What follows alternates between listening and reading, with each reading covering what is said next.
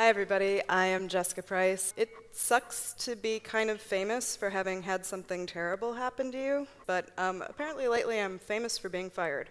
You ever hear the saying, you run into an asshole in the morning, you ran into an asshole? You run into assholes all day, you're the asshole. Hi everyone, it's your boy Double D. Before we start, I'm going to ask you to throw a like on this video, and if you're digging what you've seen from me, go ahead and subscribe.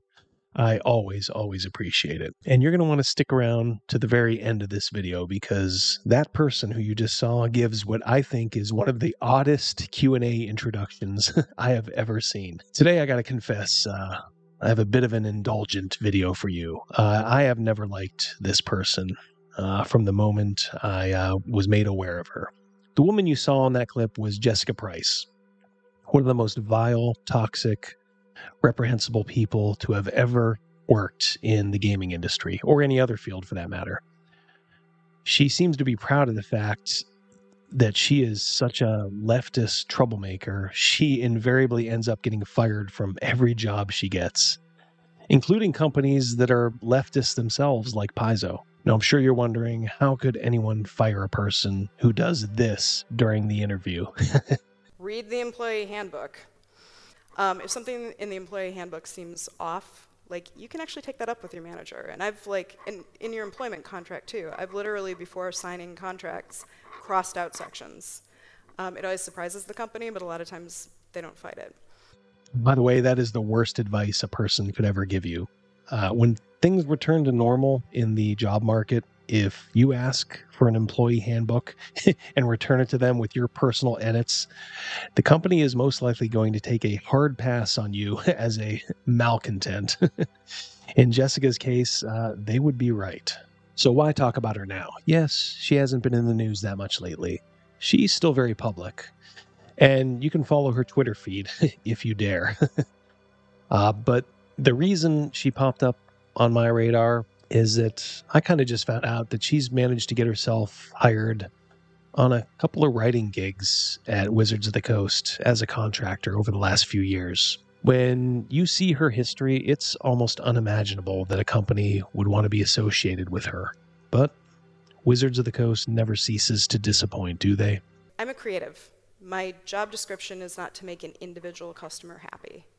And I want to preface this with nobody should abuse customer service reps either, but part of their job description is literally trying to make individual customers, often who are not happy, right?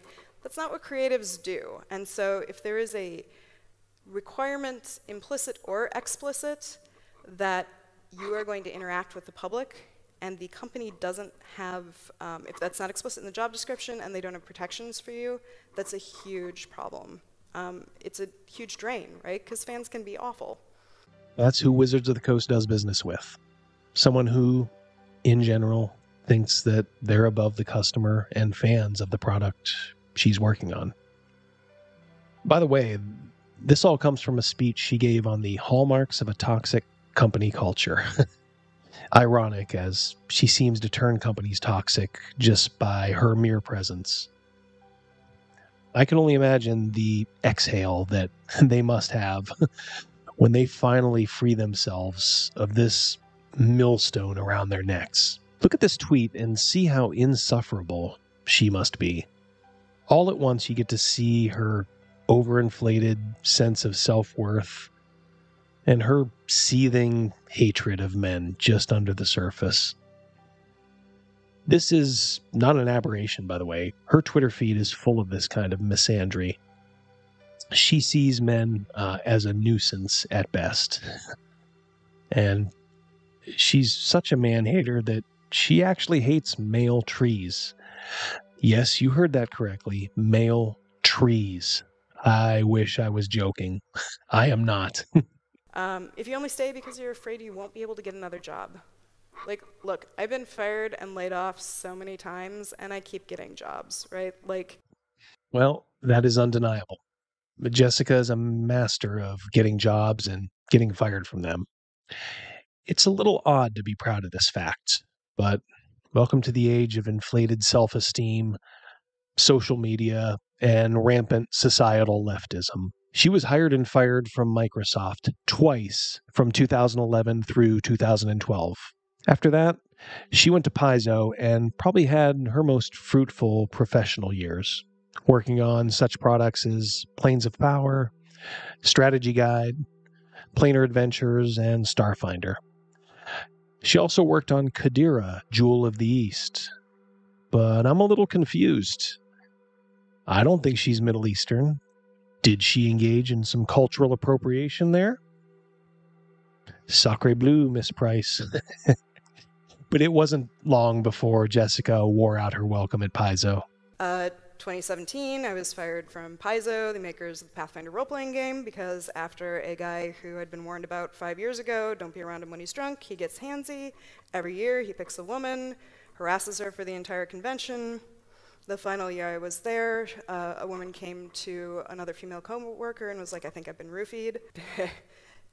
We tried to help her. The company was basically like, well, since she doesn't want the police involved, you should just stay out of it. We didn't.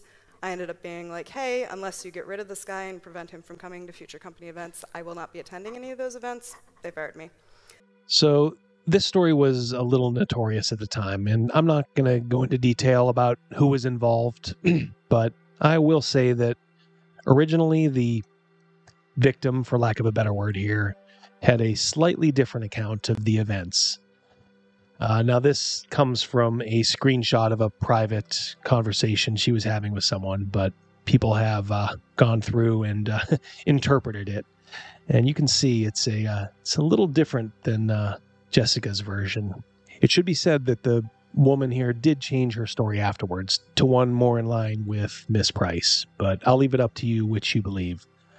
Something that was said in private, in confidence, or something that was said after her public hand was essentially forced by a couple of man-hating, and I quote, traumatizing harpies. So, with Paizo in her rearview mirror, it was off to the video game industry for Jessica, to ArenaNet, who makes Guild Wars and Guild Wars 2, which she was working on until... And in 2018, most famously, I was fired from ArenaNet, makers of Guild Wars 2, for telling a man basically to stop telling me how to do my job. So here's that exchange she had with that fan.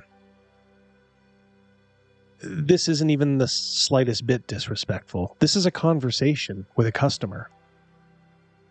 And it should be said that Jessica had her title of ArenaNet developer in her Twitter bio, and was conversing publicly about the game. Like most leftists, even the most benign criticism is seen as an affront or a fundamental attack. Of course, I'm sure she reserved a special bit of hatred here because the person who said that they slightly disagreed with her was a man. Fortunately, ArenaNet had a very short leash for this kind of nonsense, and they fired her in quick order. She grifted off that sympathy for a while before landing that freelance gig at Wizards of the Coast, where she worked on the mythic Odysseys of Theros in 2020 and Von Richten's Guide to Ravenloft in 2021. Now, you can look at this in two different ways, I suppose. Wizards of the Coast seems to be taking advantage of her talent, and she admittedly has a little bit of talent, and they're doing so without going down the road so many others have by hiring her as an employee. I mean, anyone who does that at this point should just get a termination slip ready for insubordination or conduct detrimental to the organization, and just leave the date blank. You'll be filling it out soon enough. This is also someone who's just so hateful and bigoted. She is full of unhinged leftist lunacy. I mean, is this the person you really want anywhere within a mile of your products representing you? Wizards of the Coast apparently does, even if it is just as a freelancer. You get a sense, in her own words, what working with this unhinged lunatic might be like. Vague or anonymous feedback, if your reviews, if you're getting things like, yeah, well, you know, you're abrasive in meetings. What does that actually mean? You abrasive, Jess? No. And no employee ownership. I was just talking to Kate backstage when we got the question about, like, well, we need crunch.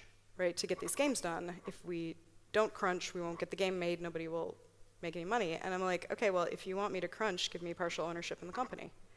Can you imagine asking for partial ownership of the company you work for when they ask you to work a little overtime? This is crazy. Every time I read an employee handbook, it's usually, what is the employee supposed to do? And not, what will the company do for me? You know, leftists are the most selfish people in the world. Probably the most selfish people to have ever existed on this planet. The entitlement of people like her is just off the charts. I mean, look at what she did when her remaining friends left Paizo a few years after she did. Now, a professional person would have said, you know what? That's in my past. I'm just going to let it go. I had some good times there as well as some bad. But we're not talking about a professional person here. We're talking about the most petty, vindictive, unprofessional person I've ever seen. She went off on a Twitter bender over this, including the now retired owners of Paizo in her crosshairs. She threw just about everyone under the bus there, including Eric Mona, saying how much she hates weak men like him. Of course, she's such a dummy that she doesn't seem to realize the correlation between weakness and wokeness, especially in men. But what did all this accomplish? I mean, after the initial dopamine hit wore off from the usual Twitterati, people had to have been left with an even more visceral disdain for her, if that's even possible. It's kind of like when the gossip in your life just gossips one time too many, and you finally had it. You make up your mind that that person can't and never should be trusted ever again. So look at this clip and let me know if you notice something here about her personality, aside from the obvious. When I got fired from ArenaNet, other women in the industry, it was mostly women at the same level I'm at, women who I started my career with, started sending me money.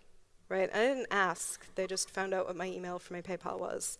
Like all of a sudden, you know, people were randomly sending me $250 on PayPal. In addition to the hilarity of bragging about being sent money for a job terribly done by stupid people, did you catch anything? Have you caught anything in all the other clips too? This sort of monotone, lifeless way of speaking. My buddy married a woman like this, and at first everyone thought it was just her being soft-spoken and mousy in a cute way. But often, as it was in my buddy's case, it's a sign of a deeply disturbed person who is an emotionless, joyless robot. And I could very well see that applying in this case. But I think the best way to sum up Jessica Price is in this clip, where she opens it up to the audience for Q&A. We've all seen this before, right? We've been at speeches. Thanks, everyone. Now I'd be happy to take questions. Let's see how Jessica handles this. Q&A. Just a caveat, the Q stands for question. You know, if you go for more than like 2 or 3 sentences without asking a question, I'm going to cut you off because, you know, if you want to give your own talk, get a public speaking gig or make a YouTube video, but you know, everybody's here to ask questions, so. Just listen to the utter disdain in her voice. She hates these people. And she knows in her own mind that she's better than them. Even the simps, or especially the simps, who try to curry favor with her. I mean, how up your own ass do you have to be to screw up a Q&A intro like this? It's actually uncomfortable to listen to. In summary, this woman is one of the most odious, detestable creatures I think I've ever seen. I hope she just kind of fades away and is forced to work a job that she hates, because she's shown time and time again that when she's blessed with a great opportunity, her own bitterness ruins it. Well, that's all for today. Remember to like this video and subscribe to the channel if you haven't done so already. You can really help this channel grow by doing so, and I do appreciate it. So I hope all of you have a great, great day, and until we meet again, take care.